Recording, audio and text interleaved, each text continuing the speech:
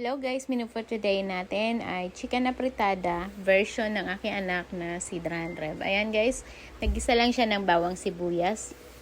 Then, nilagay niya yung kamatis. Then, sabi ko nga sa kanya, kailangan pag brownin niya muna yung chicken ang bawat side.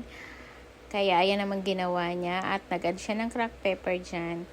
Then, nag-add na rin siya ng soy sauce at chicken cubes. Ayan. Hinayaan niya lang kumatas yung chicken. Then, nung malambot na guys yung chicken, ayan naman yung mga gulay na kanyang idadagdag. Merong patatas na hiniwa ng malilit na cubes at carrots. Then, wala kaming bell pepper kaya ang ginamit niya ay kinchay. Ayan guys, yung ginamit namin pang substitute sa lasa ng bell pepper. Kaya masarap siya guys. Try nyo din yan. Pag walang bell pepper, kahit na ano pwede. Pwedeng sili din. Ayan guys, nilagay niya na yung kamatis. At nag-add siya dyan ng tubig para maluto yung chicken. Ayan. Then, nung naluto na nga guys yung chicken, ayan na, inad niya na yung mga gulay na kanyang hiniwa.